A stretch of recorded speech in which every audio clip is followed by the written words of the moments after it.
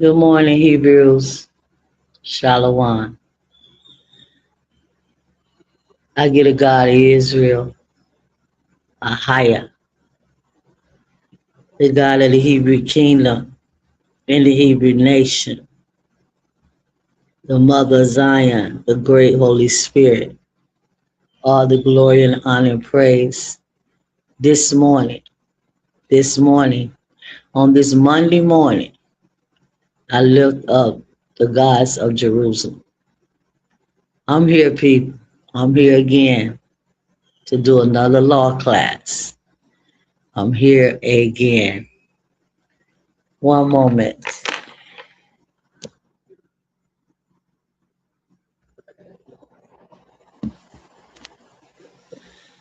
So we're here to do another law class this morning. I feel good. I feel great. I feel wonderful. I feel powerful and strong. I'm here to represent the gods of Jerusalem, the one and only true God. There's no other gods. There's no other gods in this earth besides the gods of Jerusalem. You got the mother, the father, and the son. Or should I say the father, the mother, and the son. They are the gods of Jerusalem. Okay? We're not talking about no other God, no other God, no other way. Only the law is the way, people. There is no other way. Only the law. Okay? And me, as the prophet of the God or gods of Jerusalem, I'm here again today to teach the laws, the 613 laws of the God of Israel. It's Monday morning. It's Monday morning where I am.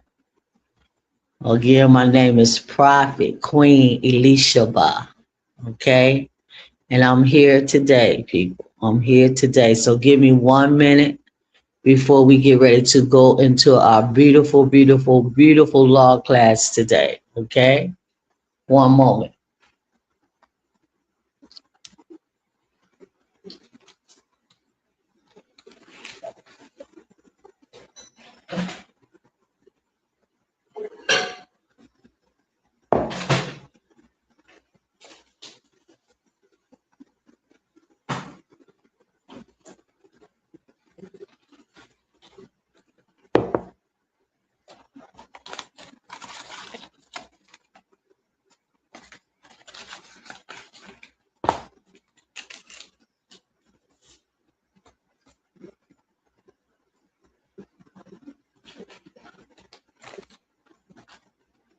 You might hear a little bit of noise right now. Just know that it's okay. One moment, I'll be with you.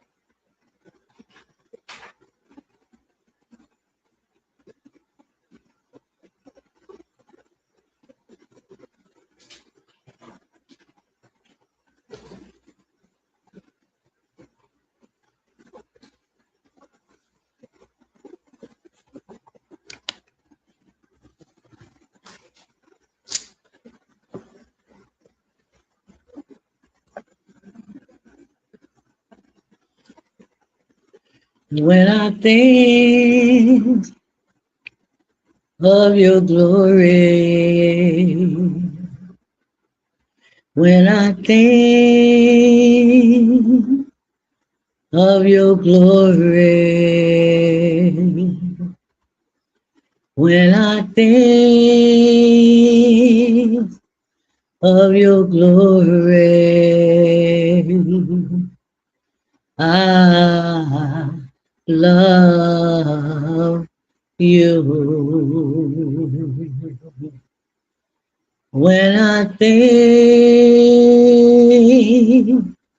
of your glory, when I think of your glory, when I think of your glory,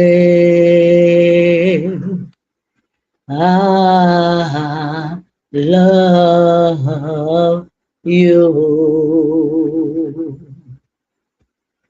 A higher God of Israel,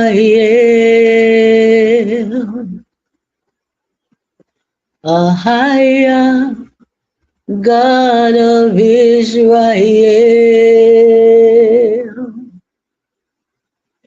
a higher God of Israel. There's no God like my God. When I think of your glory, when I think of your glory,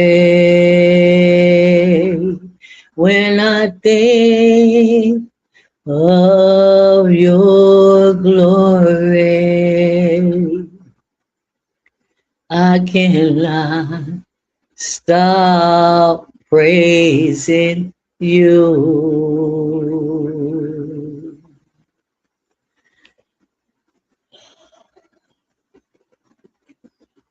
I get a God of Israel, a higher, all the glory and praise for his great holy name today. It's a new day, people. It's a new day that we never saw before in this earth. It's a new day, and I thank the God of Israel for this new day. I thank the gods of Israel, the Mother, the Son, and the Father for this day. Thank you. Thank you for my life. Thank you for my life, gods of Israel. Thank you. I could not do nothing in this life without you. There's absolutely nothing in this life I want to do without you. Without you, Father. You are my God. You are my King. You are my leader. You're my Father. You're my friend. You're everything to me, God of Israel. And I worship you. I worship you and I honor you.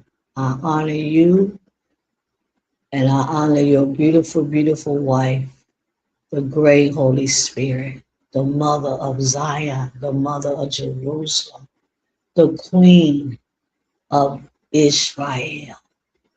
I honor her today. I honor her, the most beautiful, beautiful, beautiful, beautiful, beautiful, the most beautiful spirit or life, should I say, life that have ever existed in this earth or in your earth is your beautiful wife, the great, great Holy Spirit, the Ruach, the mother of all living things. I worship you today and I honor you. I honor my gods, the gods of Jerusalem, I honor them today. So before we start our law class today, before we start our beautiful law class today, I would like to go to a scripture in the Bible. Jeremiah, people. Jeremiah the prophet. One moment.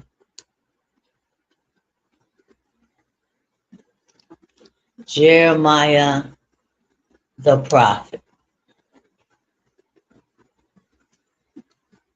Remember,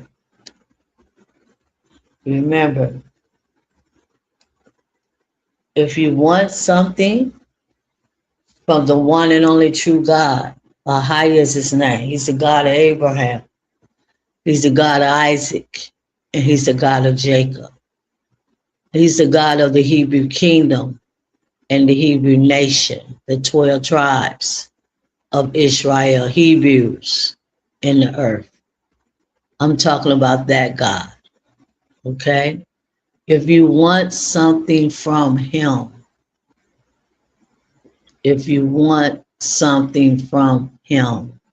I ran into a brother a couple of days ago, and me and him had a conversation. My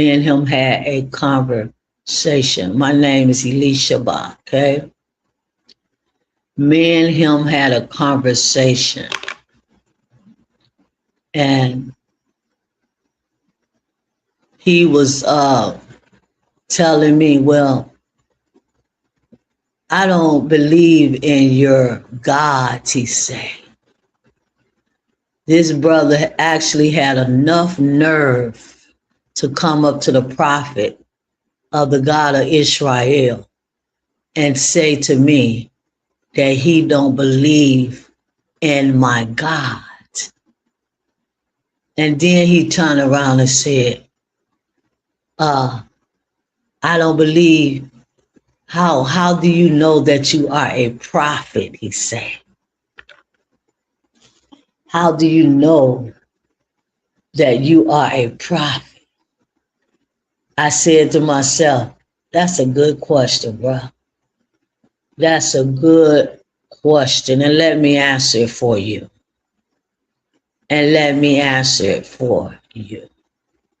Okay?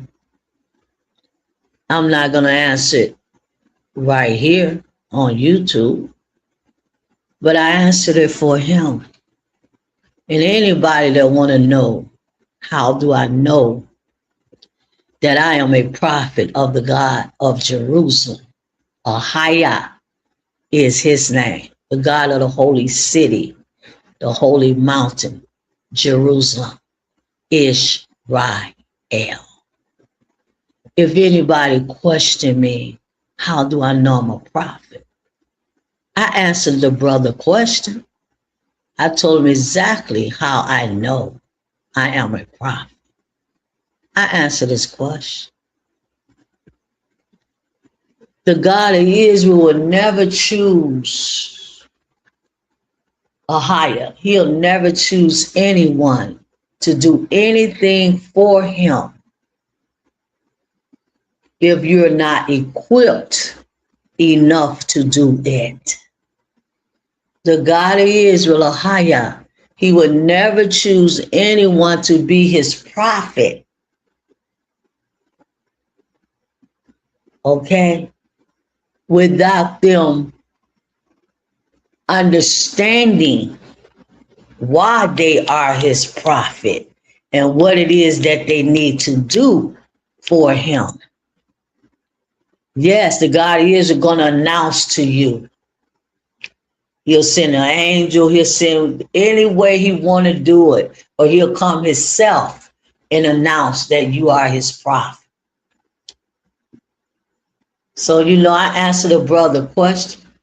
And I told him, I said, listen to me. Let me tell you one thing, bro. You don't know nothing about me, number one. You know absolutely nothing about me and who I am. Okay? And for you to say that you don't believe in my God, you are a fool.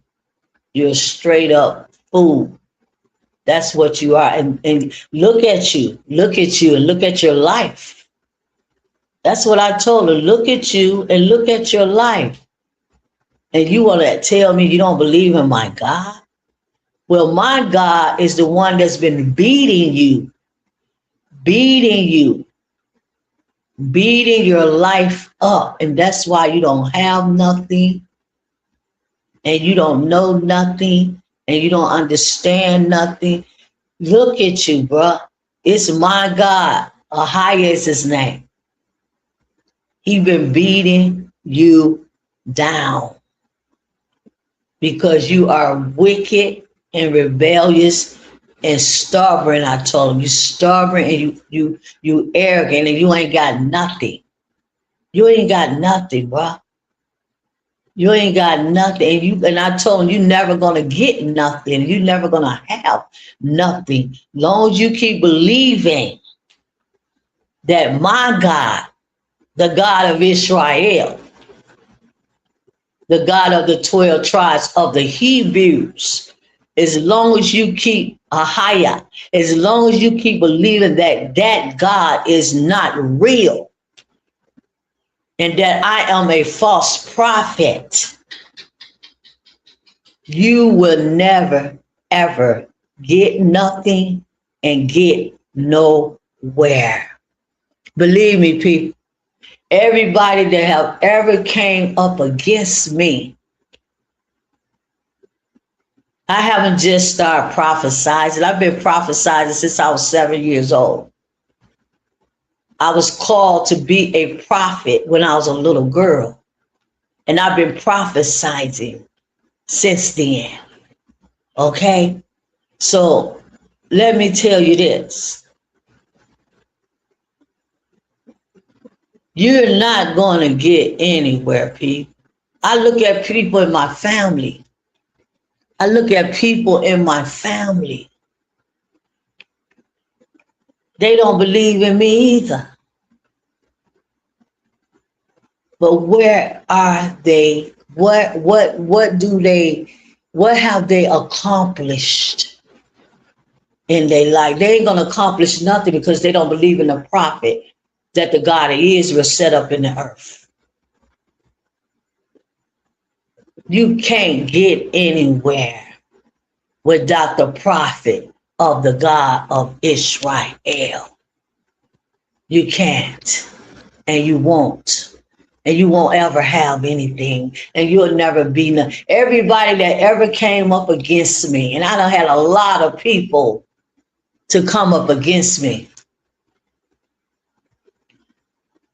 Every one of them, men, I have men, because for some reason I'm called to mostly straighten out men. But every man that I have encountered that came up against me and what the God of Israel told them to do and wanted them to do, they are right now broke, poor, hungry, homeless, don't have absolutely nothing. See, that's how it works. So people, we're going to go into Jeremiah right now. So y'all can continue to fight against the prophet of the God of Israel. You can keep fighting against me. Keep it. Go ahead. Go ahead. Fight with all that you have against me. And against, because if you're fighting against me, you're fighting against the God that I believe in. And he's the one and only true God with all power. This brother the particular brother that came up against me, calling me, I don't believe in your God or your religion. I said, what religion? I'm not religious. I don't believe in your religion, he said. I said, what religion, bro? I'm not religious. I don't believe in religion. The God of Israel hate religion. The God that I follow hate religion. So I'm not religious. See, right there, you deceived. I don't believe in your religion. What religion, bruh? What do it look like I'm religious? Do it look like do it look like I'm religious to you? You don't see me walking around carrying no Bibles and all. Come on, P. No, I'm not religious. I am awakened. I am awakened, see. I'm alive. And all y'all people are dead. I'm alive. I'm awake. See, you still in that Adam and Eve state of mind. When they bit off the tree, see, you still in that state of mind. That Adam and Eve state of mind, that idolatry, that asleep, dead state of mind. Because that's exactly what happened to them when they bit off the tree. They became dead. See, I'm not dead anymore. My eyes are wide open and I can see everything that I need to see and understand. I can, bruh. So go ahead, keep coming up against me. And the more you come up against the prophet of the God of Israel, the more the God of Israel is going to knock you people out. He's going to knock you out. The more you keep fighting against me and what the God of Israel want you to do. Why am I in your life? The God of Israel don't put me in nobody's life and nobody's path for no reason. Every time I connect with somebody or somebody come in my life or I meet someone, it's something that you need to know. It's something that you need to understand. It's something that you need to do to fix your life. That's what it's all about. Fixing your life, fixing yourself, fixing your mind, all of that. And the only way you can do that is awaken. And y'all don't know how to wake up. You just don't know how to wake up. That's the problem. You don't know how to wake up. And that's why you need the prophet of the God is. So we go to Jeremiah. Jeremiah chapter 2, verse 14. Y'all getting ready for your ho Santa Claus in the next 3-4 days.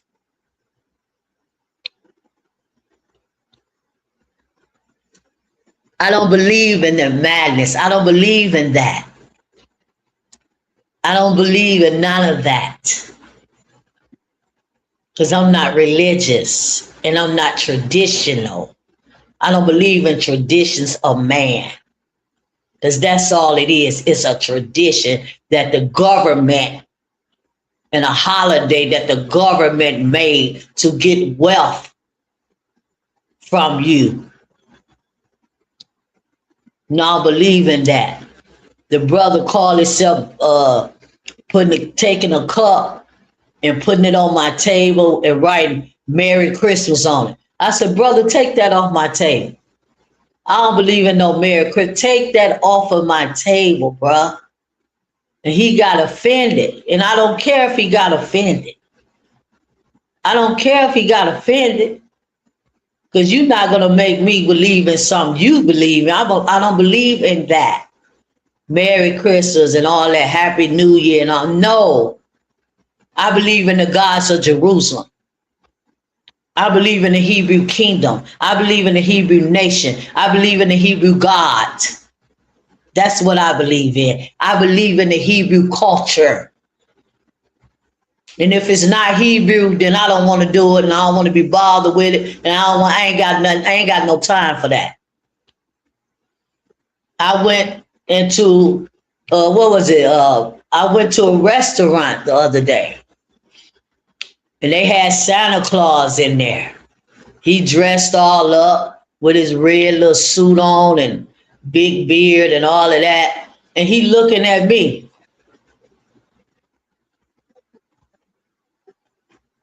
He looking at me, right? Santa Claus, made up Santa Claus, trying to get me to take a picture with him.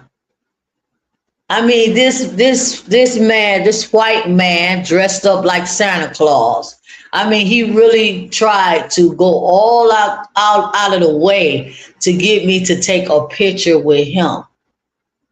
At first he came up to me. I said, no, I don't believe in Santa. And no, I don't take pictures with none of that. And 15 minutes later, he come back. 30 minutes later, he come back. I mean, this guy was really trying to get me to take a picture with him with Santa Claus. I told the brother that I was with, the God of Israel slapped me down to my knees. If I take a picture with Santa Claus, the God of Israel slapped me down to my knees. Okay? No, no, no. Jeremiah chapter 2, verse 14. Before we go in our laws today. Jeremiah 2:14, people.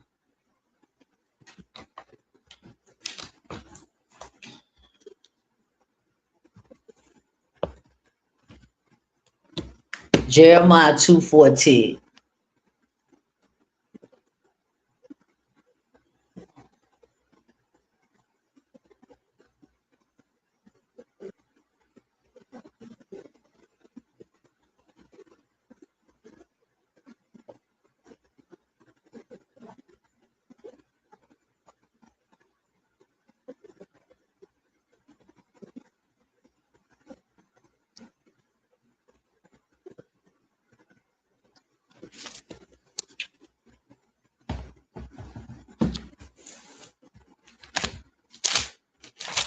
I'm reading the King James Version Bible. This is the God of Israel, 12 Tribes Hebrew Knowledge School. No prophet Elishaba. Jeremiah 2:14.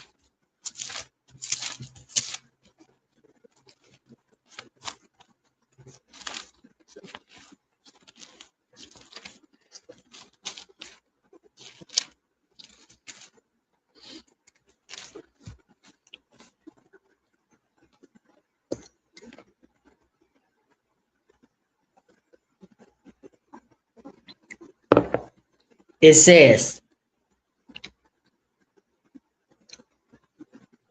let's start at verse 13 of Jeremiah chapter 2 in the Tanakh. For my people have committed two evils and be horribly afraid. Be you very, wait a minute, I'm sorry. For my people have committed two evils. They have forsaken me. That's one evil that the children of Israel, our ancestors, did when they was in Jerusalem. The God of Israel is telling prophet Jeremiah right here that Israel has committed two evils. Don't think you so good. I'm so good and God loved me and my life, I'm so good. I believe in God and and I'm blessed and no people. No. Ahaya, Ahaya, Ahaya, Ahaya, Ahaya, Ahaya, Ahaya. The God of Israel,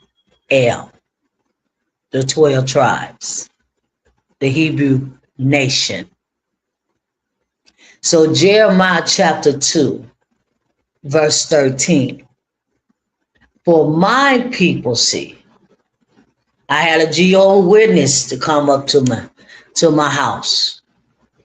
Yes, this weekend, I think it was, when was it? Saturday, something. Came up, yeah, Saturday. Came Jehovah Witness. Young man, 14 years old. No, how old was he?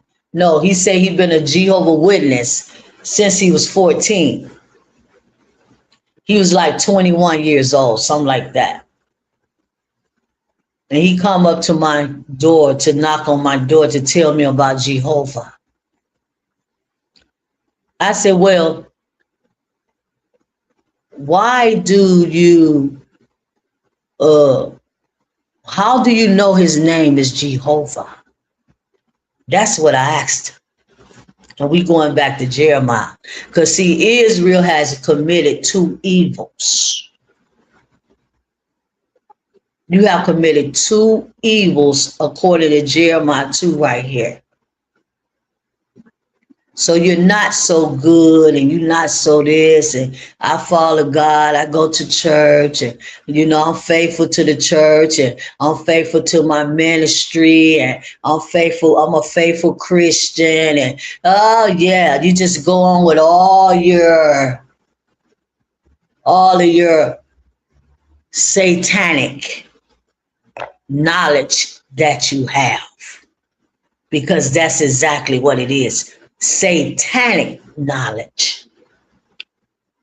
Anything that teaches you to serve another God outside of the one and only true God, the creator, the one that put you in this earth. Anything or anybody that teach you to go against that God, then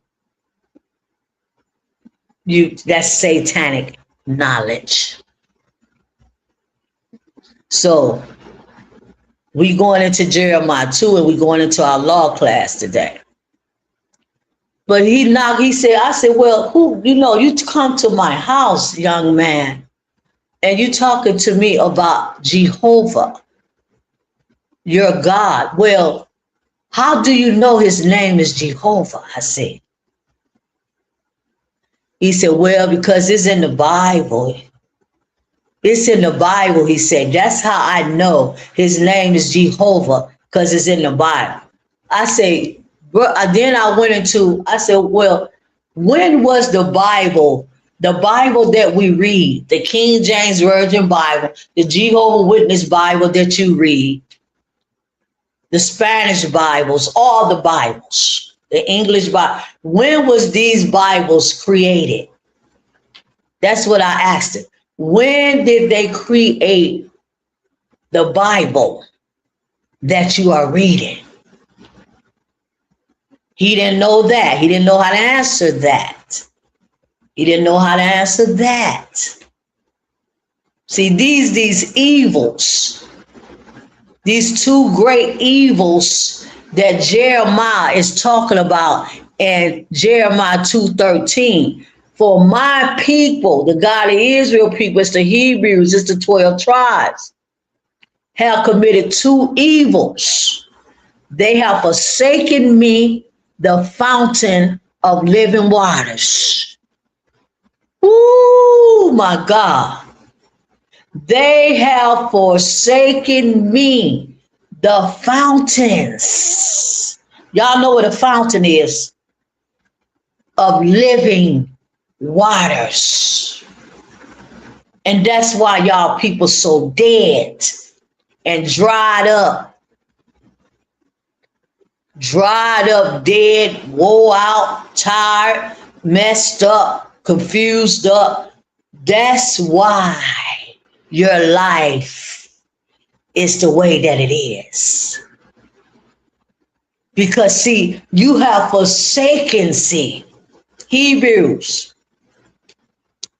Gentile Hebrews, but the God of Israel is talking about Hebrews, my people, Hebrews. That's all he's talking about right here in Jeremiah. He ain't talking about no Spanish people, no white people, no Chinese people, none of that. None of that. Spanish people are Gentiles. They are not Hebrews. They are not the God of Israel people. Listen.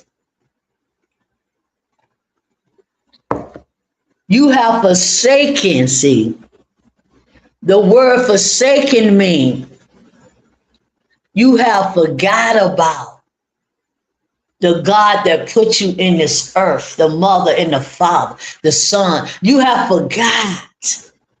You have went against. The word forsaken means to go against the God of Israel for something else or somebody else or religion. Back to the young man that knocked on my door, the Jehovah's Witness. Because see, he have forsaken, even though he's a Spaniard, he a Gentile, he not a Hebrew. He knocked on my door and said, yeah, okay, well, when the Jehovah's in the Bible, he said. I said, okay, well, when was the Bible wrote? He didn't know how to answer that. He didn't know how to answer that. Then I said, who is your, after I did all that, he couldn't answer that. I said, well, who is your God? I said, who is your God, young man? Who is your God? Where do he live? Who is he? Tell me about your God. Who is your God? And he could not answer the question. He could not answer the question. Then he called some lady he called, come here, he said, because he couldn't answer. So don't come to my door talking about a God that you don't even know nothing about, Jehovah. You don't even know nothing about Jehovah. You don't even know who Jehovah is. All you know, the Jehovah's Witness in the Christian church done told you his name is Jehovah. Or Yah, or same thing, Yah, or YH, all of that. It's the same thing, just the different letters. So he called the lady. He said, well, she want to know who is our God, Jehovah. Where do he live? I said, where do your God live? He said, in the heavens. I said, who is your God? He could not answer that. So the lady come. I said, well, who is your God that y'all following? You come to my door, you got to tell me what God you're talking about, because there's many gods in the earth. There's many gods that people are worshiping and calling on. So what God are you talking about? Who is he? So she said, well, he's the God of loyalty. She started going into that Christianity madness. She started going into that Christianity brainwashing, religion, doctrine, madness. She said, well, he's the God of love, he's the God of loyalty, and he's the God of love, and he's the God of this. I said, well, the God of the Bible, that's not the God of the Bible. So your God is all of that. That's not talking about the God of Israel. The God of Israel is not all of that. You talking about loyalty and love and all this fairy tale woo-woo, boo-hoo stuff that y'all been taught by your religions. I said, your God is love and loyalty, huh? Loyalty, she said. Well, if your God was so much loyalty, why is everybody in the world broke, poor, and hungry and don't have nothing? What do you have? A car, a house? What is that? That's nothing. If your God was so loyalty and so, want to bless you and just, give you everything and just make your life, well, why your God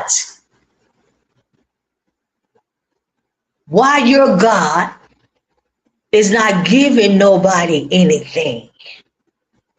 All the gods that y'all calling on and worshiping and all that, they ain't doing nothing for y'all. Y'all broke. You crazy. You messed up in the mind, mentally. You gone. Your children messed up and gone. You broke, you hungry, you ain't got nothing. You living from paycheck to paycheck. And once the white man cut your paycheck off, you ain't gonna have that either. So if your God is so much love and so loyalty and all of that y'all people are believing, why is it that your life is such a living hell on earth? Exactly, people. Exactly. So they just, and I went into, correcting him, the young man, teaching him some wisdom and knowledge and some understanding. And I blowed his mind. I blowed his little mind. I said, well, who is the God of the Bible? It took him a minute to answer that.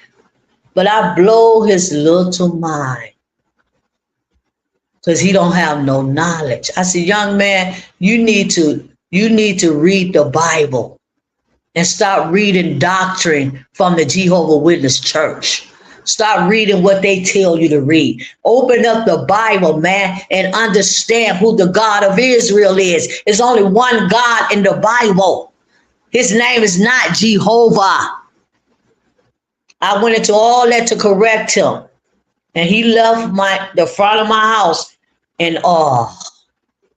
And like, my God, I never in my life seen someone that can correct me so very clearly, with understanding, with knowledge and wisdom and truth, divine truth.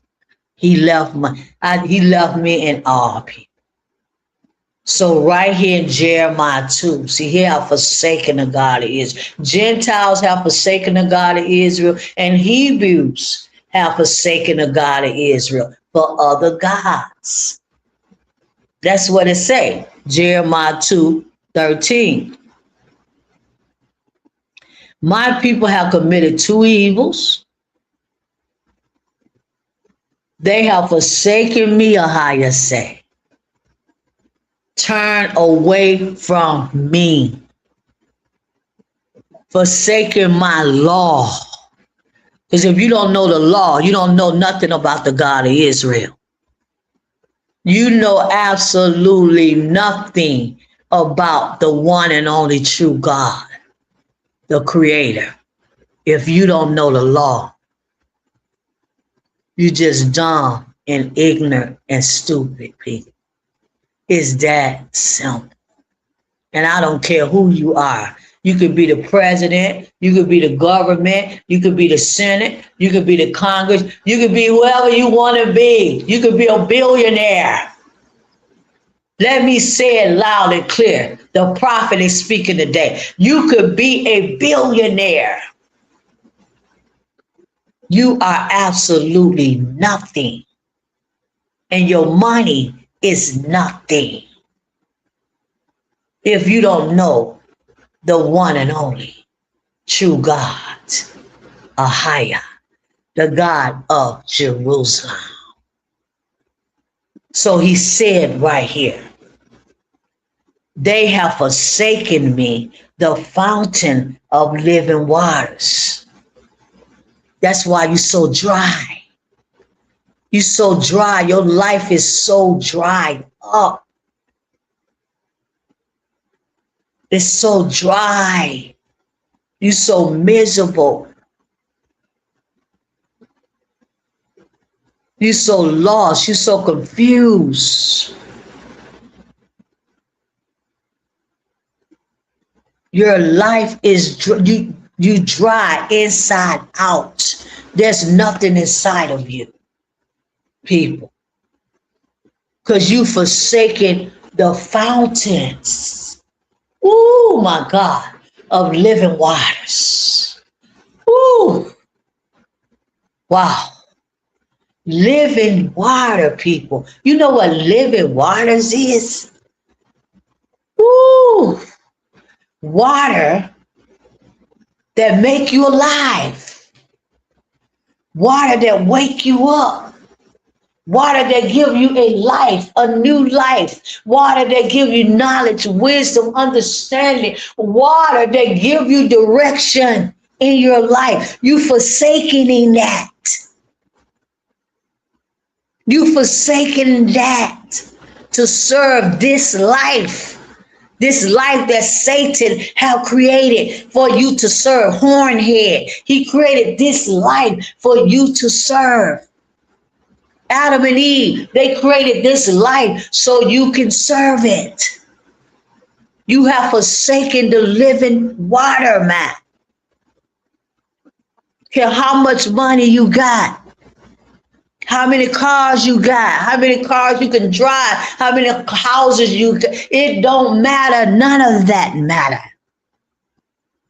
Because at the end of the day, you are absolutely nothing.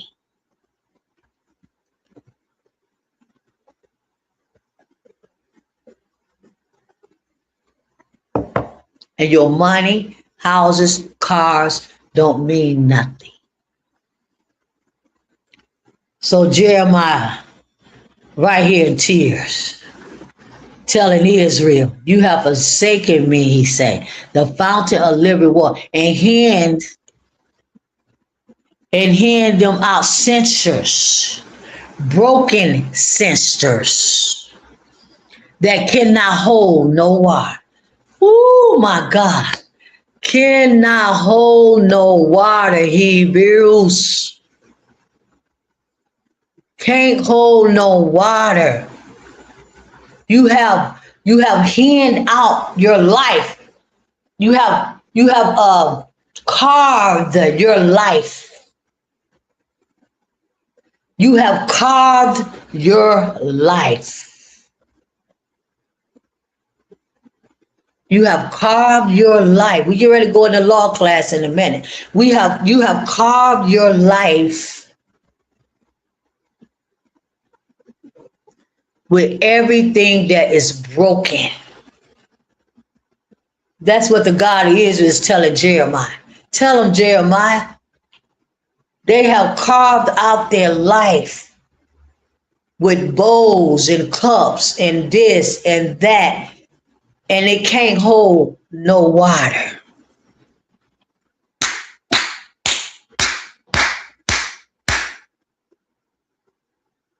Can't hold no water. And that's why your life is the way that it is. That's why your life, you don't have no water. You are dying of thirst. You are so very thirsty, and you are dying of thirst. You dying, people. You so dry. Ooh, God, Israel, help me up in here, mother and father. You so dry, Israel. You so dry and dried up. You know, like a dried up prune. You know, a prune is so dried up and brittle and breaking, and it's just dry. You don't got no water. You don't got no water in your life. My God. So the God of Israel said right here, they can't hold no water, Jeremiah. They can't hold no water. I am the fountain of living waters, and they cannot hold the water that I want to give them. Because they refuse, see. You refuse, Israel. You refuse, Hebrews. You refuse.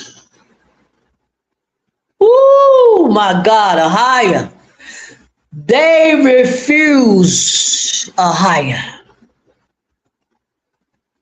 They refuse to hold living waters that you want to give them. They refuse, Ahia. They refused.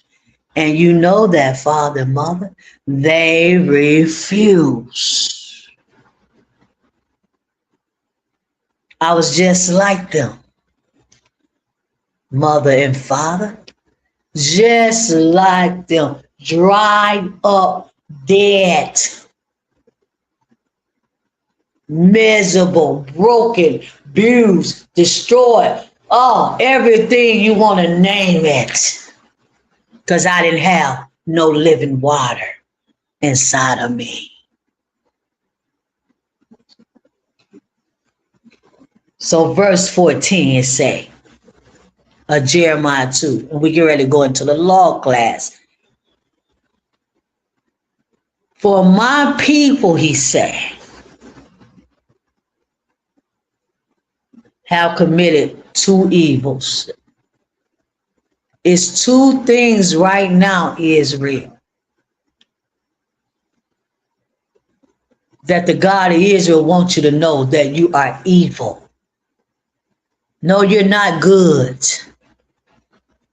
I don't care how much you believe in your cross, and you got your cross around your neck, and you got your Christian church and your Hebrew Israelite churches and ministries, and your Buddha church and your Allah church and your synagogues. I don't care how much, all of the synagogues are Satan. I don't care how much you do that and go there. I believe in the Son of God, Christ. You don't even know who Christ is. Woo, a higher God of Israel, help me up in here. You don't even know who the Son of God is. No, you don't know. Because see, you ain't got no water inside of you. And you can't know. You can't know nothing about the God of Israel, the Son, the Mother. You can't know nothing because you don't got no water in you. Water gives you knowledge, wisdom, divine understanding of the God of Israel and his kingdom. I know Christ. I believe in the cross. I got it around my neck. I'm going to kiss the cross. I'm going to kiss Guadalupe, Maria. You don't know the Son of God. That young man, he tried to tell me about that. Well, do you know who the Son of God is? Yeah, well, yes, I know. Do you know? Do you know, young man? Because he's definitely not Jesus, okay? Definitely not Jesus. Definitely not. I'll put my life on it. I'll put my life on that right now. It's definitely not him. So right here, verse 14 of Jeremiah 2. Is Israel a servant? Is he a homeborn slave? That's what the God of Israel is asking Jeremiah. Is he a homeborn slave, Jeremiah? Jeremiah said, is he a slave? What is Israel? The 12 tribes.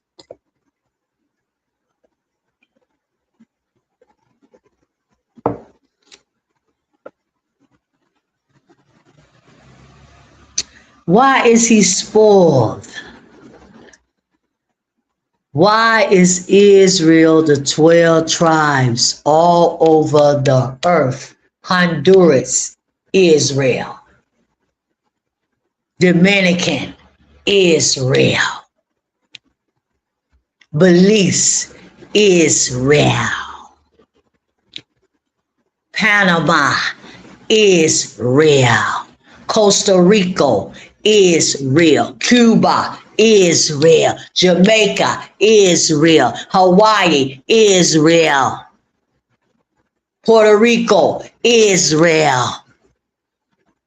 Venezuela, Israel. Are you a home-born slave?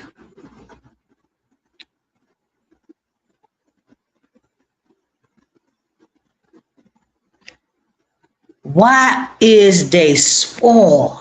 Ahia said. Jeremiah probably, asking the God of Israel, what is wrong with them? The God of Israel had already told Jeremiah, they have forsaken me.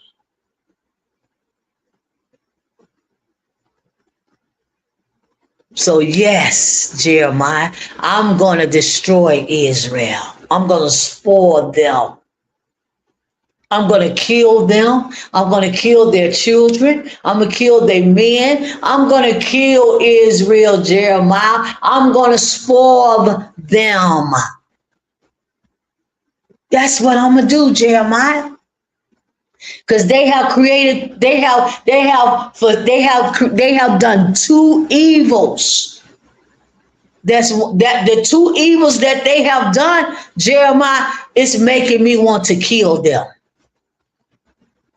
Yes, I'm going to starve them to death right here in Jerusalem. I'm going to starve them. Yes, Jeremiah, I'm going to starve them. I'm going to take their food. I'm going to take their water. I'm going to kill them and their children. Yes, Jeremiah. Yes. I got to do this, Jeremiah, because they don't win against me for the last time.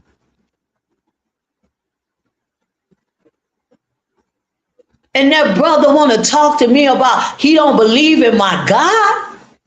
Bro, you is a stupid fool. You just like Israel right here in Jeremiah 2. And that's why the God of Israel is knocking you out every day. Knocking you out, bruh. You half dead.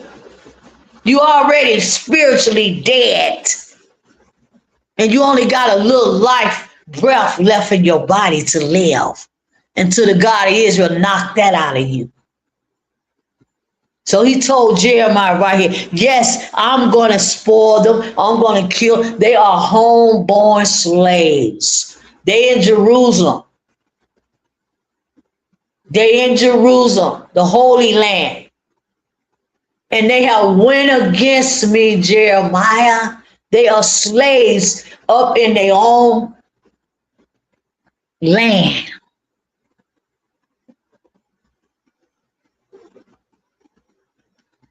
See, the God of Israel can make you a slave, people.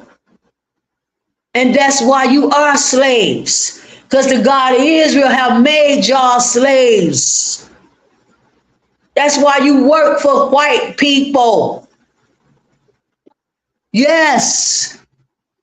That's why you work for white people, Chinese people, all these people to get a little job, a little paycheck every week. Yes, people, because you are a slave. The God of Israel made you a slave.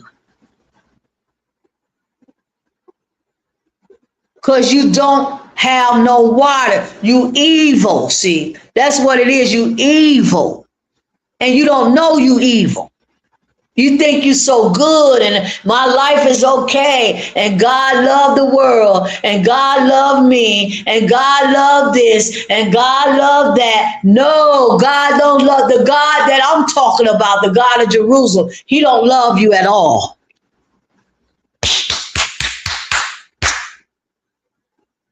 Not at all. What is it for him to love about you?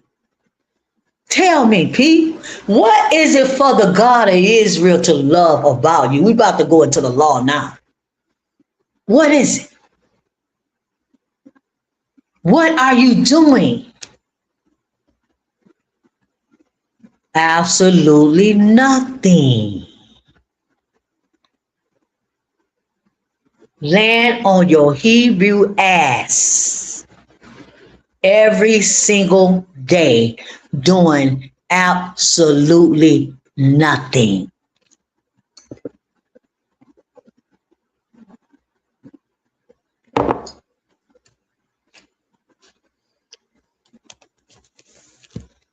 So the God of Israel, he killed millions of his own people. From generation to generation to generation to generation. And he's still killing them today. Millions. Yeah?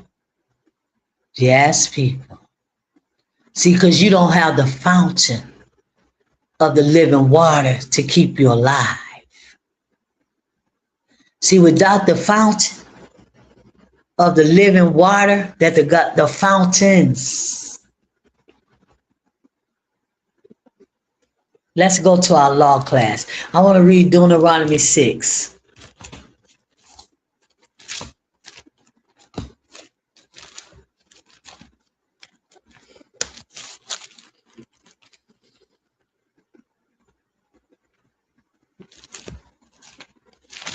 Keep telling y'all people, man. This is no game. Yeah, you won't have no Christmas, man. You got so many cities in America right now that's in blackouts. Ain't no Christmas lights this year. Ain't no Santa Claus on top of their house. You got blackouts all in America. All kind of cities is in blackouts. You ain't got no job. You ain't got no money to buy your little boo-boo and Stevie and little K.A.Yana and Kata and Miley and Malaya. You ain't got no money to buy them no toys this year, no PlayStation 5s and no Apple phones. So you ain't got no money to buy Kiara and them that this year. Ain't no Christmas this year because you lost your job. See, the God of Israel knock you out with a blow. Yeah. You ain't got no money. You ain't got no food stamps. You ain't got nothing. You homeless this Christmas. I told y'all, ain't no Christmas this year. Deuteronomy 6. Let's pick it up at verse 4. Hear, O Israel, Ahia our God is one God. And thou shalt love Ahia thy God with all thy heart and with all thy soul and with all thy might. And these words which I command thee this day shall be in thine heart. So let's go to our law class now. Let's go to our law class, the covenant, the Torah, the 613 laws of the God of Israel. We on law number 261, people.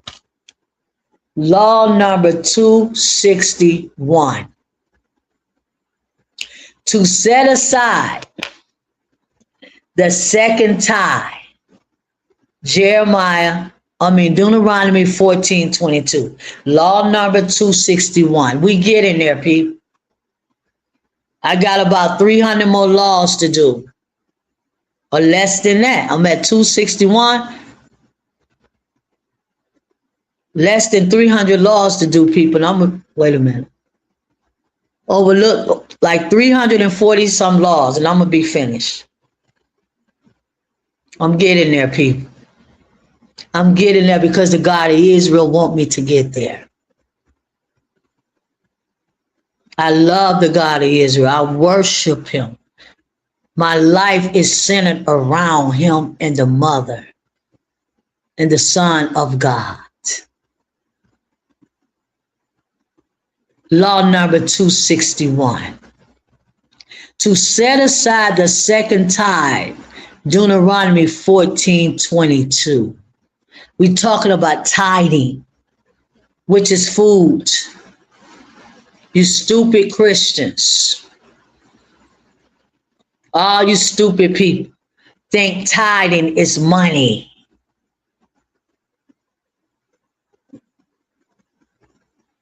Think tithing is money. You so stupid and you so dumb. And that's just the truth. That is just the truth, people. You just your ancestors, they were stupid and dumb. They went off. They went off in Jerusalem because they were stupid and dumb. Law number 262, set aside the second tithe, Deuteronomy 14:22. Let's read that. I'm reading the law, people. The Torah out of the King James Version Bible, what we have. Deuteronomy 14:22.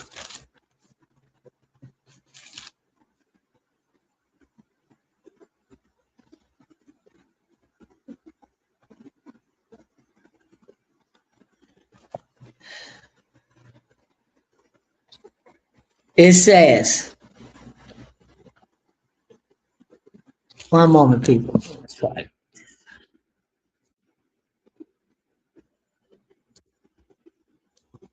One moment. Deuteronomy 14:22.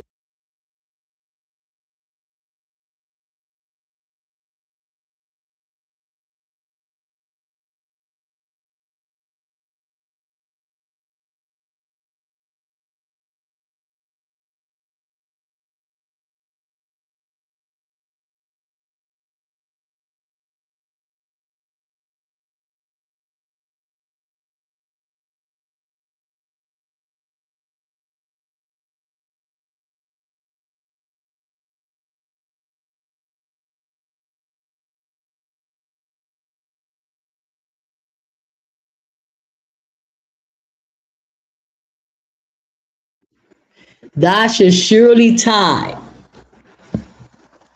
what the field bring forth year by year. The children of Israel, our ancestors, when they was in Jerusalem, they had to grow food.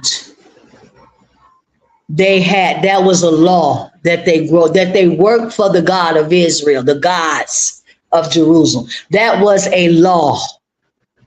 They had to work for him. That was the law. That was the order.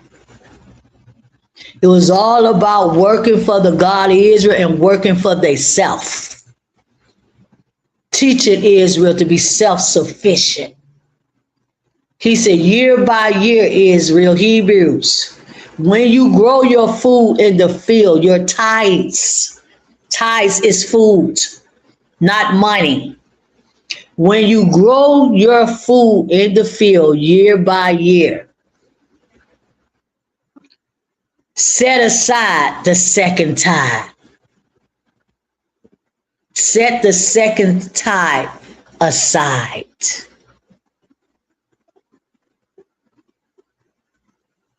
You got to give it to the Leviticus priesthood. Haiti in the earth today. Look at Haiti. They gone. They out of it. They finished, man. They don't know nothing. Destroyed. They are a destroyed people. They know absolutely nothing about their life, about themselves, who they are, nothing.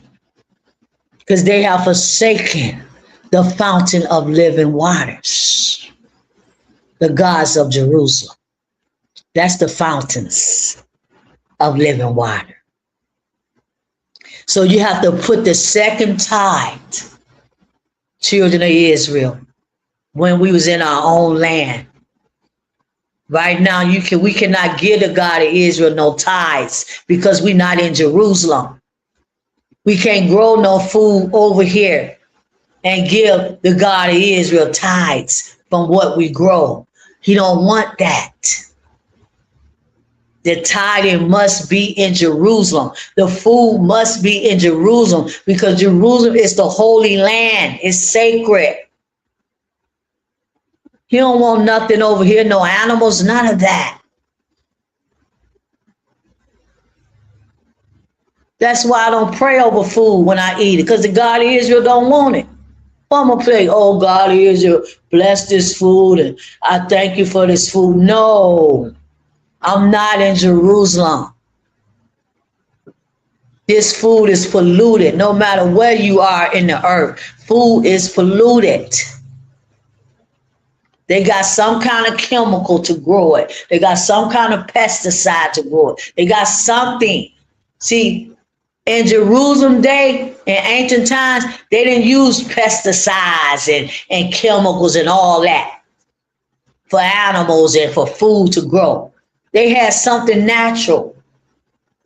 Something natural, maybe a plant, maybe a herb, maybe something natural to grow their food. There was no pesticides and herb and chemicals all shot up in it. So the God of Israel don't want this food. Okay? So you have to set the second tithe for the Levites. Okay? Next law, law number 262.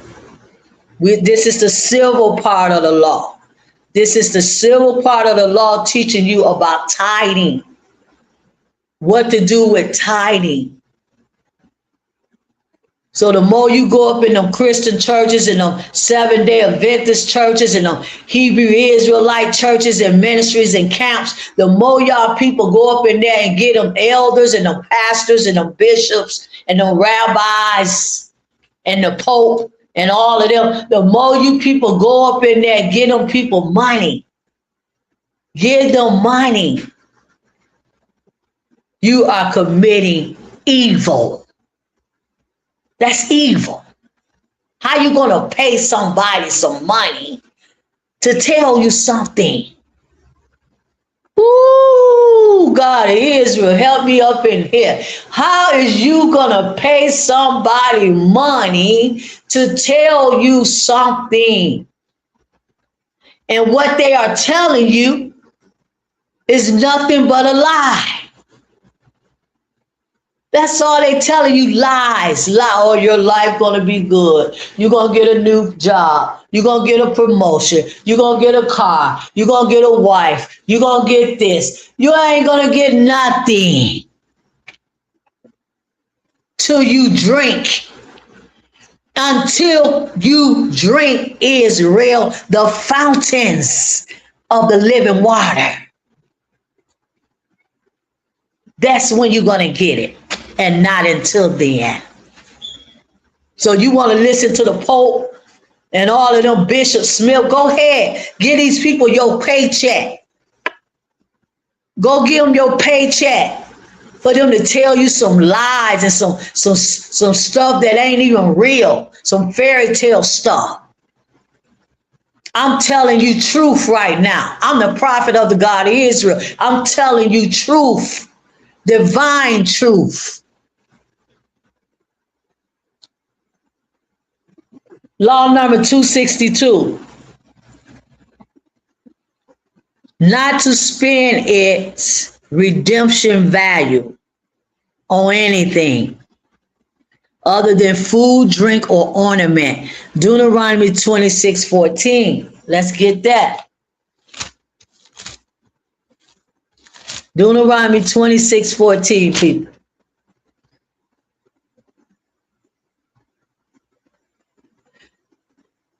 Don't spend the redemption value on anything, talking about tithes, or anything that you redeem.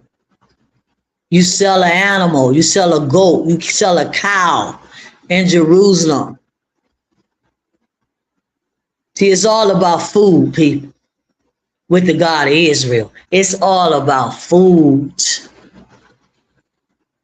That's what it's all about. Food make you wealthy. Hebrews. If you had your own goats and cows and food, you will become wealthy if you got the fountains of the living water. you'll become wealthy. So you can't spend. Let's go to that Deuteronomy 26:14 for law number 262.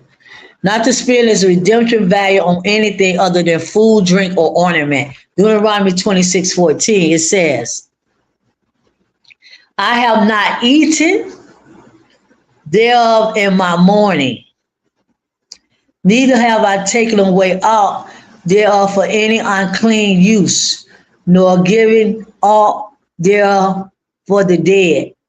But I have hearkened to the voice of Ahijah my God, and have done accordingly to all that thou hast commanded me.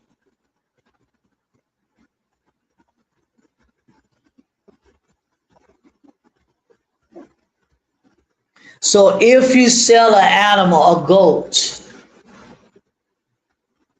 you can practice this law right here where you live at. Even though we're not in Jerusalem, the Holy Land, Hebrews, you can practice this law. You can practice certain laws in the Torah. Even though we're not in Jerusalem, we can still practice today. We can still practice today. So if you sell a goat or a cow, or anything that you might sell of value, don't spend that money on nothing other than food or ornament, something you can rub on your body to make your body ornament. Oil. You don't supposed to put lotion on your body.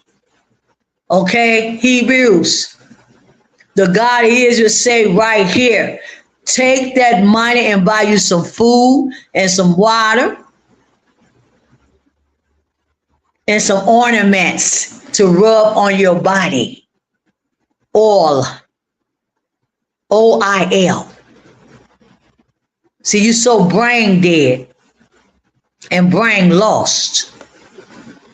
The white folks got you rubbing lotion all over you. Lotion. What? Lotion. Our ancestors ain't never used no lotion, bruh. What lotion did they use? Absolutely none. See, the lotion is taking the melanin out of your skin. I'm telling y'all people, the lotion is drying you up, making you look like you dead and not alive. So you got to take that money and buy some food. Dig you a well, man. Dig you a well. Buy you a land. Build you a house from the ground. You want to know how to live the way the God of Israel wants you to live. I tell you how, because I know how. Because they taught me how.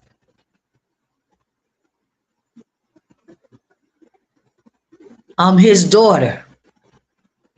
I'm his prophet. I'm his servant. And I'm his queen. So they taught me how to live. It's just that all these people that I'm around, they don't want to live that way, see? They don't want to live the way the God of Israel wants us to live. See, they fight against me. I told you about that brother. Somebody that actually the God of Israel had him to come in my life so I can teach him something. I can show him something. I can help him to understand his life. But he already told me, no, I don't believe in your God. And I don't believe that you are a prophet. I don't believe in that. So right there, he already disqualified himself. Ooh, what a fool, man. What a fool. You already disqualified your own self. What a fool. If somebody come to me and try to tell me about their God or something they want me to know, I'm going to listen. I am going to listen to what they got to say. Just like them Jehovah's Witnesses, they came to my door. I listen, okay, young man, I'm busy, but I'm going to take time out of my busy schedule to listen to you.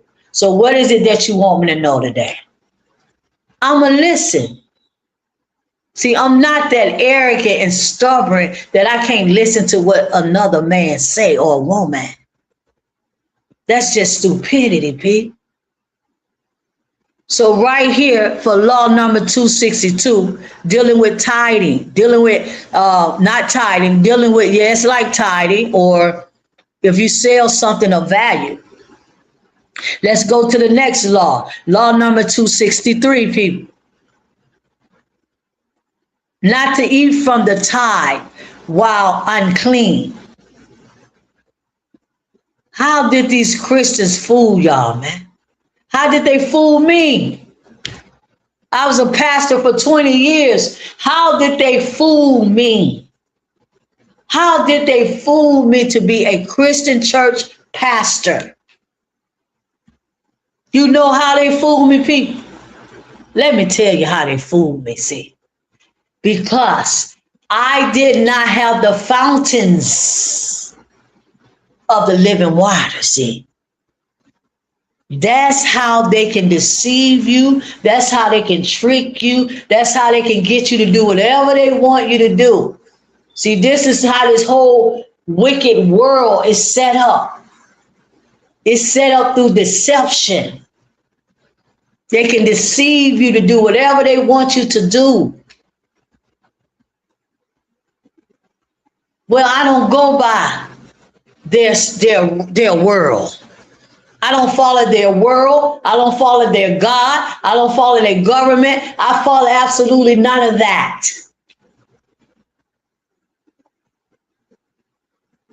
None of that. I don't care who you is. The president, they can knock on my door right now, people. And I'm just telling y'all how I am, man. The president can knock on my door right now. And if the God of Israel tell me not to open it, I'm not going to open it. For him and nobody else. Because I am not part of this world, people. But see, that's how they was able to deceive me to be a pastor, because I didn't have no sense. I didn't have the fountains of the living water.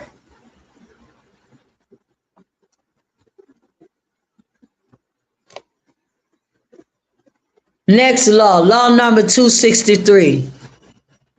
Not to eat from the tithe while unclean. Deuteronomy 26:14. I just read that. I have not eaten thereof of my mourning, neither have I taken away all thereof any unclean use. So when you are mourning,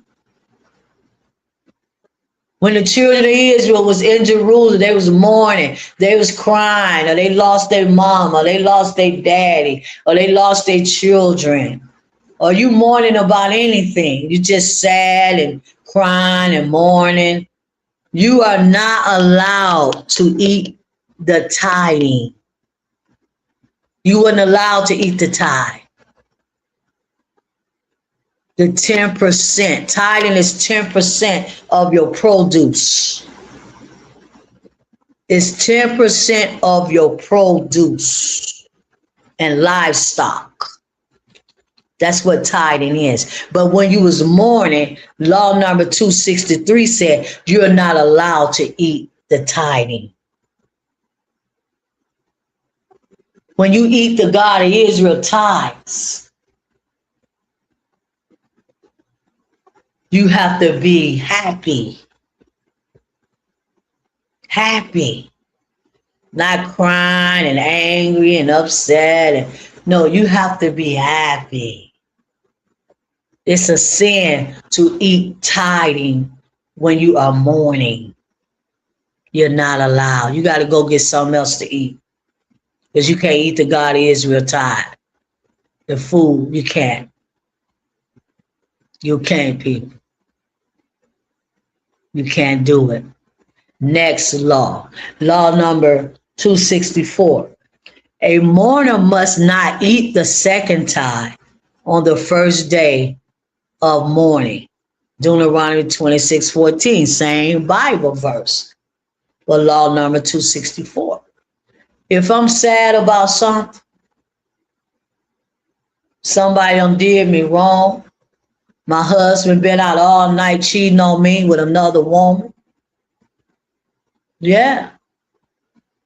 My children disrespecting me. It could be anything that's got you sad. You're not allowed to eat the tithe. The second tithe on the first day of mourning. You can't eat it. Next law. Law number 265. Civil laws for tithing.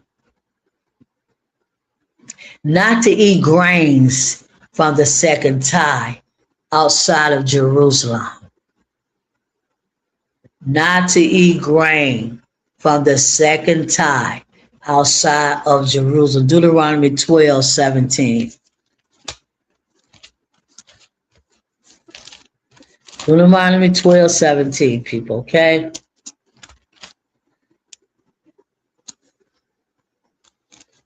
Twelve 17.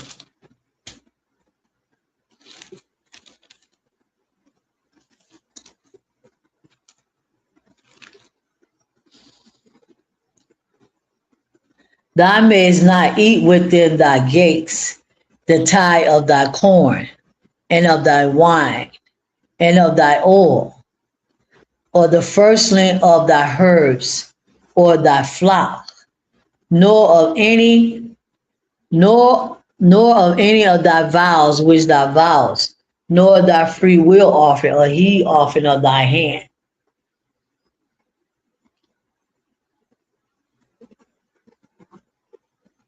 Yes, you cannot eat outside of Jerusalem. The tithes. You cannot see people. That's why I keep telling y'all Hebrews. That's why I keep saying to you, Monday and Tuesdays, you cannot keep no holy days if you're not in Jerusalem. You can't even eat tithes, which is food, if you're not living in Jerusalem, the Holy Land. The real Jerusalem, Palestine, Africa, the mountain. You cannot eat no tithe outside of Jerusalem. That's what the law says. You can't do nothing outside of Jerusalem.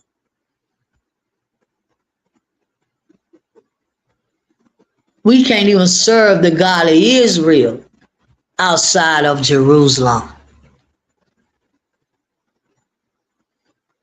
No, you cannot. You can believe in the God of Israel.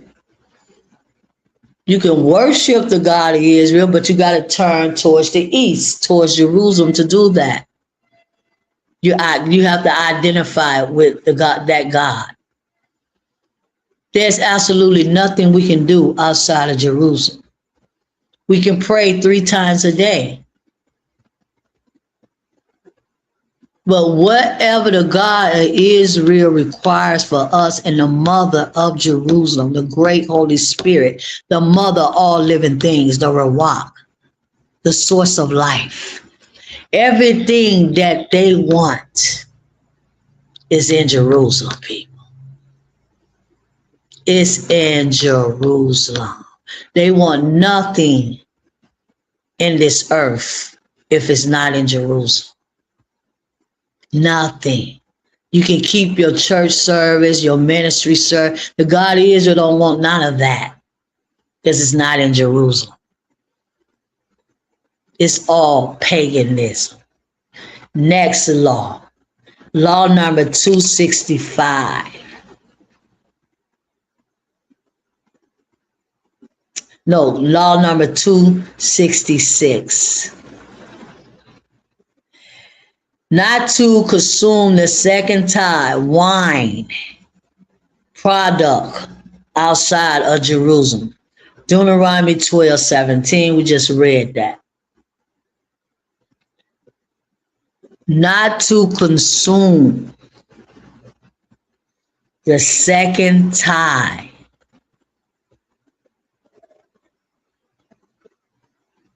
The first time, the second time. Give it to the God of Israel, then the God of Israel give it to the priest, and however that go like that. But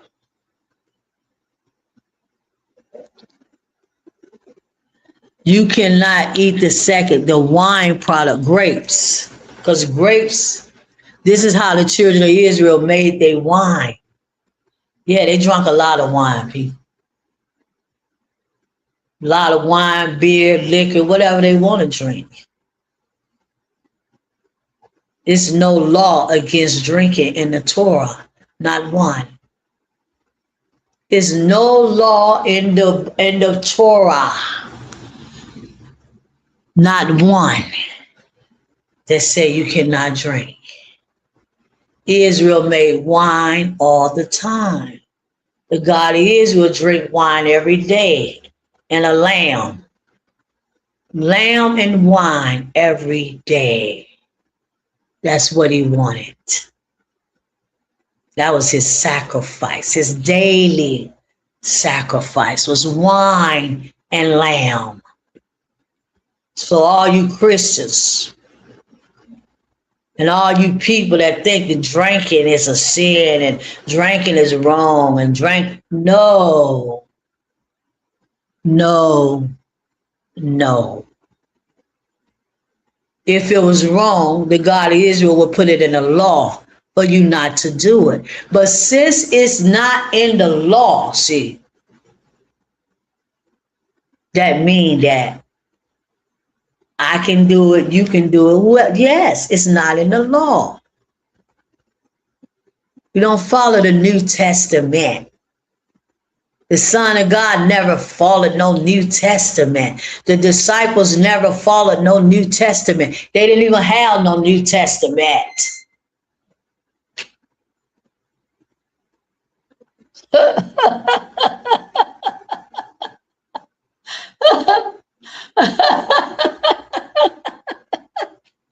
See, I twisted, man. Woo.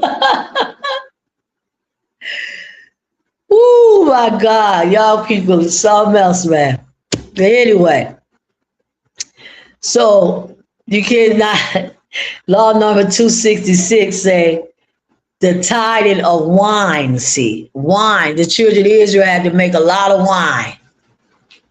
Yeah, they had to take the grapes. They had a lot of grape trees, vineyards. They had to pick all the grapes off the trees. Year by year, whatever they pickled, and they had to make wine in Jerusalem to give to the gods of Jerusalem, the Mother, the Son, and the Father. Yes, and yes. They had to make wine, and you could not make that wine outside of Jerusalem. The God of Israel don't want no wine if it's not in Jerusalem.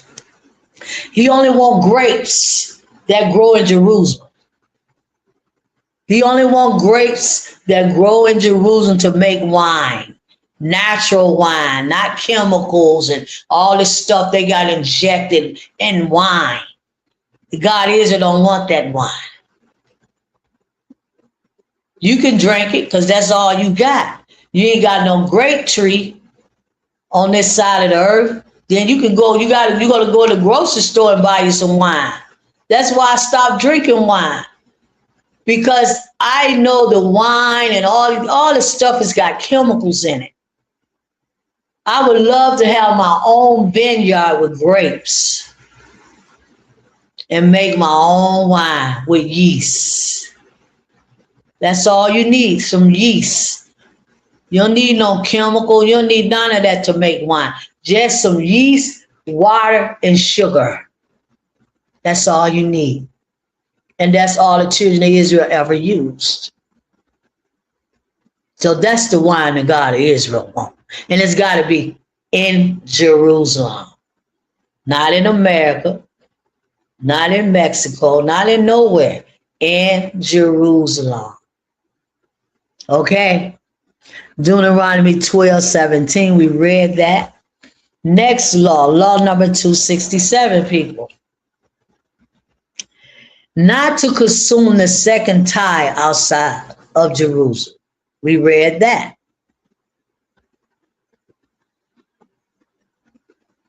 The God of Israel, or the gods of Israel, they are the gods of Jerusalem. That's who they are, people. They the gods of Jerusalem. They the gods of the Hebrews, the 12 tribes. They ain't dead. They just crazy. They just crazy. Israel is crazy. They just crazy. The God of Israel ran them crazy. The children of Israel, they crazy in the earth right now. The God of Israel ran them crazy. He gave them madness in their mind. Everybody I talk to is crazy. I can see the craziness in them. They not sane in the mind. They crazy. See, that's the punishment for you going into what them two evils that you are doing against the God of Israel. Those two evils. See, those two evils is the God making the God of Israel make you crazy. See, you crazy. He run you crazy. He run you crazy, man. Yes. You doing things that don't even make no sense. Listen to me, people. You doing stuff that don't make no sense. When you do things that don't make sense, you crazy. I don't care what you say. You can try to fix it up, dress it up, however you want to do it. No, I ain't crazy. That's just the way I am. No, your ass is crazy. Excuse me. You crazy. The God of Israel ran you nuts. Yeah.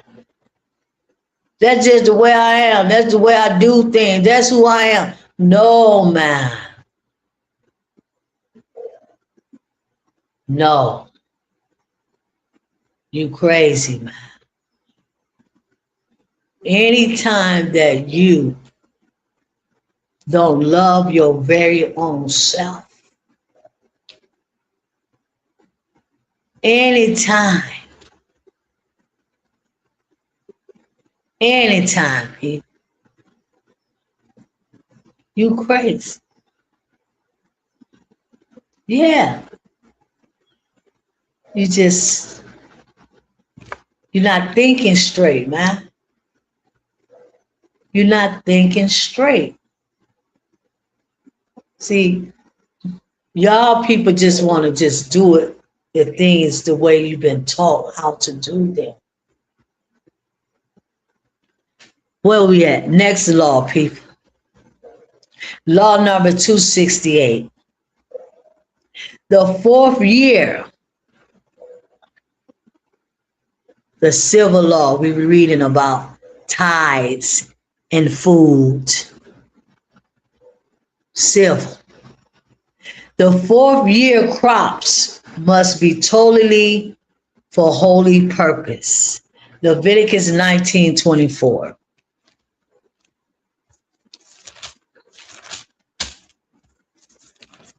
Leviticus 19:24, people.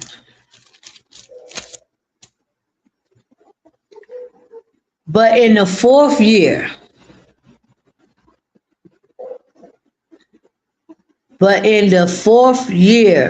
all the fruit there should be holy to praise Ahiah withal. See, they was not allowed to pick the fruit off the trees, my ancestors, in Jerusalem until the fourth year. They planted the olive tree. They planted the grape tree. All the trees that they planted, they was not allowed to touch the fruit until the fourth year. Because that's what made the fruit holy. The God of Israel consecrated the fruit trees for 3 years. 3 is his number. 3 is his number, people. 3 and 7. See, you don't understand number 3. You just think it's number 3. No, it's way deeper than number 3. But see, because you don't have no knowledge and wisdom and understanding that comes from the gods of Jerusalem, you just think it's number 3. No. So they had to consecrate. They couldn't touch, just like he told Adam and Eve, don't touch the tree. Plain and simple, he just told them, don't touch the tree. And don't eat the fruit off the tree. And they went against that. See, in the children of Israel, our ancestors, they went against it too. They didn't want to wait for the fruit to grow for 3 years. They wanted to pick the fruit when they wanted to pick it and try to give it to the God of Israel. The God of Israel don't want that. He already told you how to do it. He already told you what to do.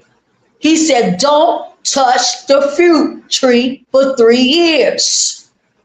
In the 4th year, you go pick the grapes off the tree, and it's holy unto me. But no, they didn't want to do that.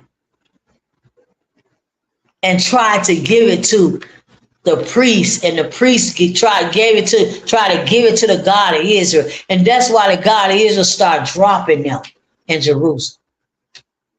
For a lot of reasons, people.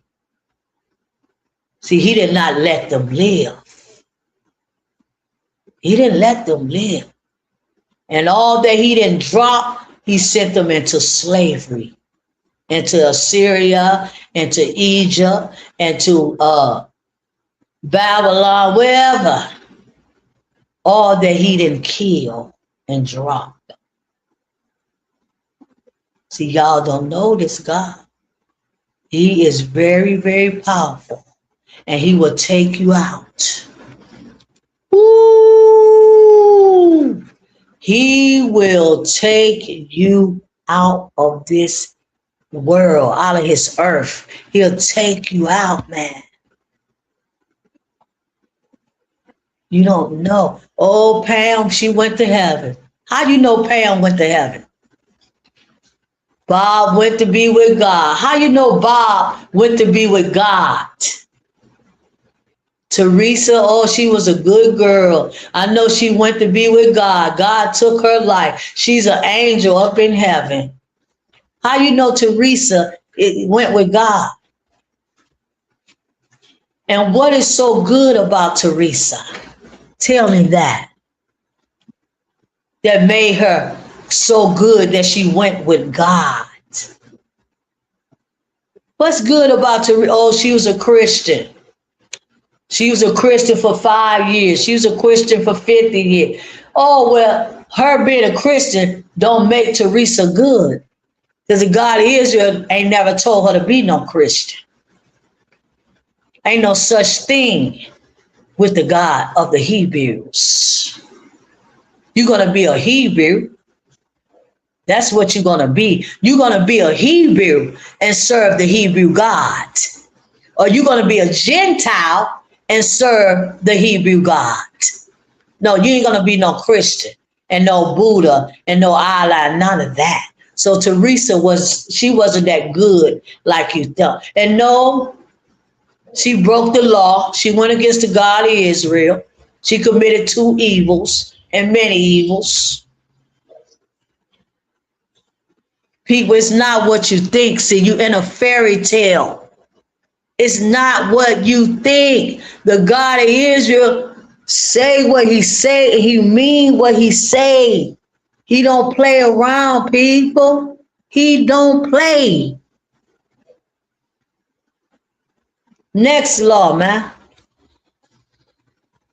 Law number 269. To read the confession of the tithes every 4th and 7 years. To read the confessions of the tithes, food, every 4th and 7th years. Deuteronomy 26:13.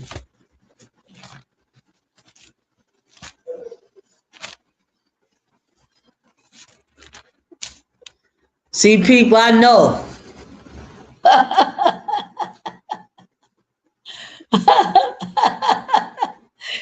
That's why, man, I just laugh and laugh. Oh my God. I just be laughing so much, man. Once you drink the fountains of the living water, see, you can see everything so clear. And it just makes me laugh so much. Things make me laugh, because it's so stupid and naive and dumb to me. But anyway,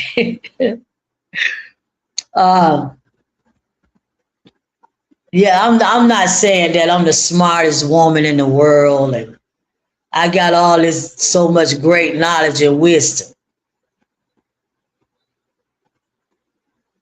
But I know people.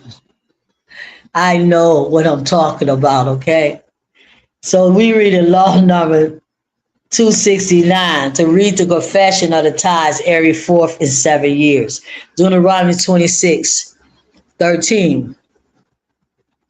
Then thou shalt say before Ahiah thy God. See, it ain't say no Buddha, it ain't say no Jesus, it ain't say no Jehovah, it ain't say no Allah. It ain't say no Most High. It ain't say none of that. Then thou shalt say before Ahiah thy God, I have brought away the hollow things out of my house, and also have given them unto the Levites, and unto the stranger, to the fatherless, to the widows, according to all thy commandments, Ahiah, which thou hast commanded me. I have not transgressed thy commandments, neither have I forgotten them. Okay? So you gonna bring all the hollow things. See, the God of Israel is a holy God. See, he holy. See, y'all don't understand what that word means, holy. Let me say that 2 more times. The God of Israel, Ahiah is his name and my name, is a holy God. And y'all don't understand what the word holy means.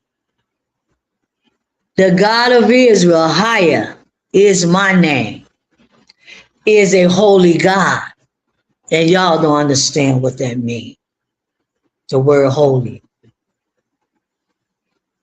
You think going to the Christian church going to make you holy. You think being a Hebrew Israelite, going to the Israelite camps and ministries and sitting up on YouTube listening to them on their platform every Saturday and Wednesday night going to make you holy. No. Paying your tithe, your satanic money that you give your Christian churches and your ministries gonna make, no, that's not gonna make you whole. Wearing dresses down to your ankles, that's not gonna make you whole. The only thing gonna make you whole, excuse me, is that you do what the God of Israel told you to do to be holy. That's the only thing going to make you holy.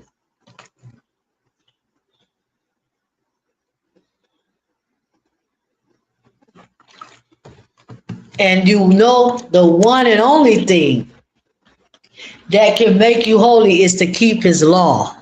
See, keeping his laws going to teach you how to be holy. It's going to show you how to be holy.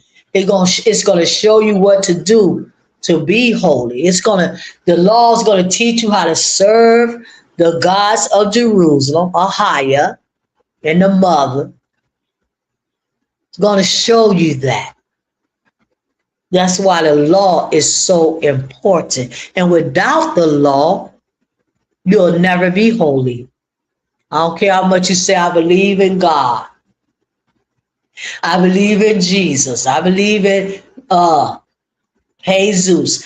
I believe in God. I don't care how much times you say that. It's not true. That cannot make you holy. And it don't make you a child of God just because you say you believe in Jesus and you believe in Maria and you believe in Jesus and you believe in Jehovah and you believe in Allah, Buddha now. You can say it 1,000 million times a day and you still won't be holy. Because holiness is of the law. Holiness is keeping the God of Israel law and understanding his law. That's what makes you holy. And that's what makes you a child of the God of Israel.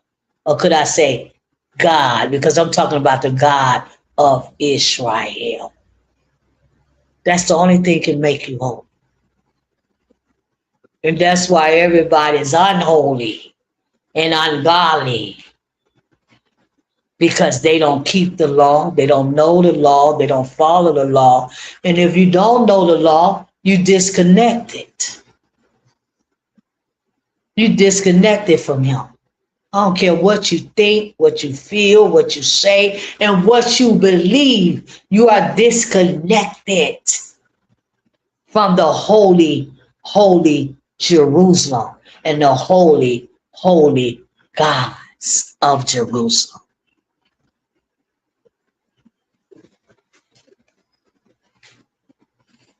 It's that simple, people. It's that, oh, I can hear God. Oh, I can hear the Holy Spirit. Yes, I always can hear God the Father. Ever since I was 3 years old, I've been hearing him talking in my ear, telling me things. I always could hear him in the month. But was I holy just because I could hear him? Absolutely not. I was a straight up sinner. Straight up sinner. That committed all kind of sins. From the age of 3 years old all the way up until, oh my God, people, it's I ain't gonna even count. It was so long that I was a sinner. A chief sinner like Paul. So yeah, I can hear the God of Israel, the gods that you talking to me. But did that make me holy? No. I went to the Christian church. I went to Sunday school when I was a little girl, all of that. Excuse me. My allergies up. Did that make me holy? No. My allergies up. Hold on, people. I need to get some water.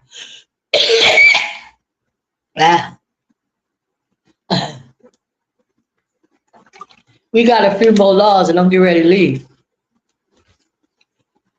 But none of that made me holy, people. I believed in God. Yes, I've been believing in God the God that I was taught was Jesus.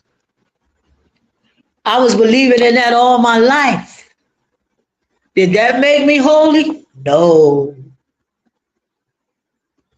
Only when I picked up the law, people. Only when I picked up the law. Only when I repented and turned away from all the gods of this world and denounced all the gods of this world and everything in this world. I denounced it. And that's what makes me holy and righteous with the gods of Jerusalem. Next law, people. Next law.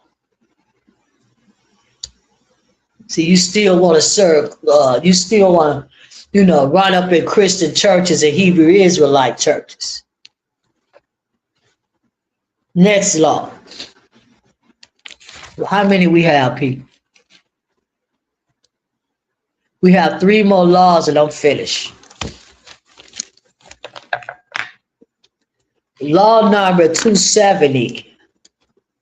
To bring the first fruits into the temple. Bring the first fruits into the temple. What temple?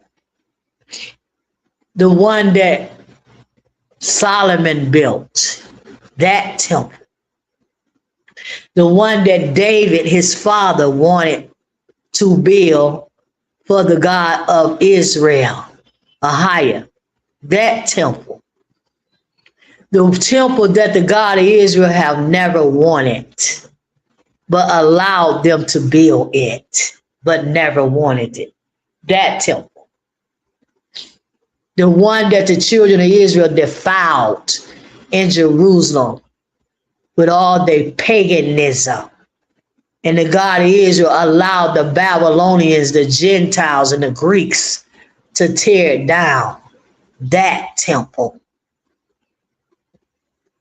The God of Israel only had one temple. They tried to rebuild it and all of that. But the temple that Solomon built, the God of Israel had the Gentiles to tear it down and burn it up. That temple. So all these churches that y'all see on corners and all this stuff, ministries and all this stuff they got, synagogues and all that, that don't got nothing to do with the God of Israel. Because he only want everything in Jerusalem. I cannot say that enough to y'all sick, crazy people. He only want everything in Jerusalem. He don't want nothing. If it's not in Jerusalem, he don't want it. So don't be talking about you serving God. Yeah, you serving a God, but not the God of Israel. Because he don't want no temple. He don't want nothing if it's not in Jerusalem. To bring the first fruits into the temple. Exodus 23:19. We have 2 more and I'm finished.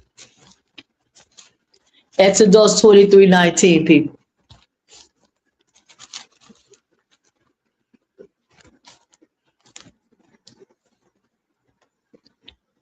Y'all destroying your own children. Oh my God. Y'all are some weak, crazy parents. Y'all destroying your own kids. Oh my. I just had to say that because it just came to me to say, y'all destroying your own children with the things that you've been taught. You're going to teach little Billy the same stuff you know. Where little Billy will never know the law, and little Billy will never know the God of Israel, and little Billy will never know nothing about who he is. It's so sad, people. It's so sad what is happening to the children today. So sad. This stuff been going on for generations, man. My mama destroyed me. My daddy destroyed me. It's still going on, Pete. Because y'all still haven't drunk the fountains of the living water. And that's why you're destroying your children right now today. They don't know nothing. You don't know nothing. And you ain't going to know nothing. Because the gods of Israel ain't going to tell you nothing. Exodus 23:19. The first of the first fruits of the land. What land? Jerusalem. Thou shalt bring into the house of Ahijah thy God. Thou shalt not seek a kid in his mother's milk.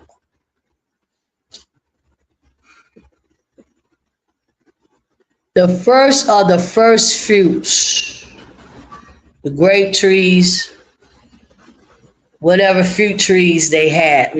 You know, we don't have the TV scrolls, so we don't know how many fruit trees the children of Israel had to plant in Jerusalem. All we can see is grapes. Just one tree, grapes. We don't see no other tree, olive trees. That's how isolated this King James Version Bible is. Okay, so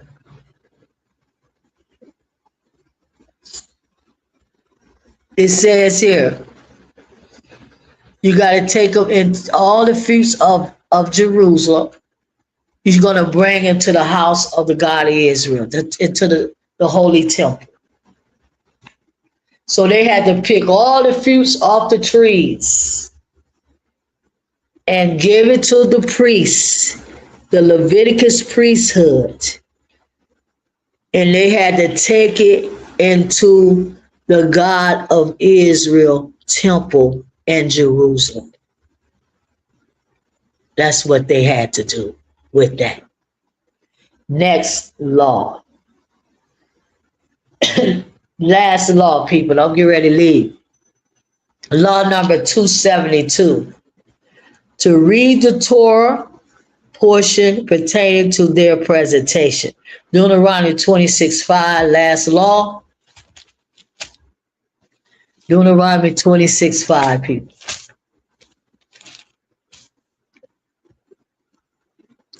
And thou shalt speak and say before Ahijah thy God, a Syrian ready to perish was my father, and he went down into Egypt.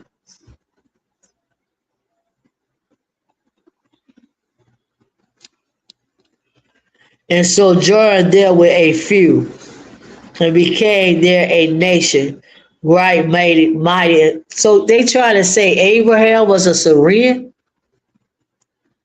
They should say Abraham the Hebrew.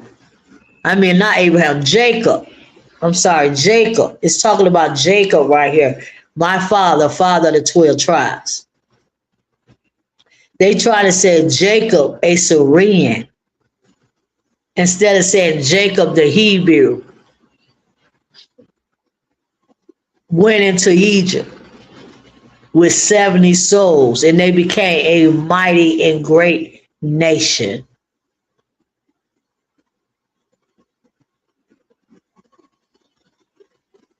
mighty and great.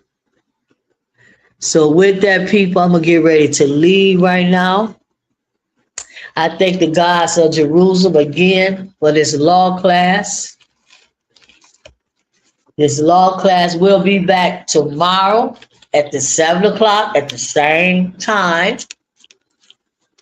And we're going to pick it up tomorrow. So subscribe, like the video, and share the video. And don't involve yourselves with all this paganism that's up in this world and in this earth. Talk to y'all tomorrow. Shalom, Hebrews.